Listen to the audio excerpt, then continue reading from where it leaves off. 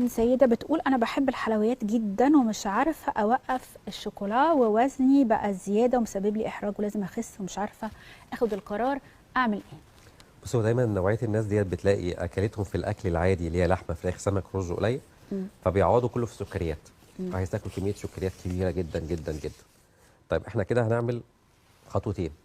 الخطوه الاولانيه ان احنا هناخد الالياف الطبيعيه، وفيها ميزه كمان ان العلبه الحمراء بتاعه الوجبه الثانيه بطعم الشوكولاته، فانا غطيت لك الحته بتاعه السكريات، وهنقدر ان احنا نحط سكر دايت عليها، فانت كده بتاكلي حاجه مسكره قوي.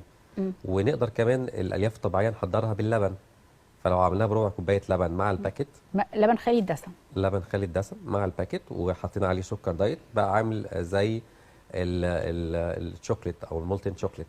بس بشكل عام الناس اللي بتحب الحلويات ممكن تستبدل السكر بسكري بالظبط. بأي كمية ولا بأي فيها؟ كمية مفتوحة، دي برضو ميزة حلوة قوي فيها. دي سؤالك ميزة، حلو. دي ميزة يعني نقدر نستخدم أي كمية من عظيمة. سكر سكري، سكر دايت، وزي ما قلت لك يعني هو آمن حتى بالنسبة للأطفال والكبار، ودي برضو ميزة جميلة جدا فيه.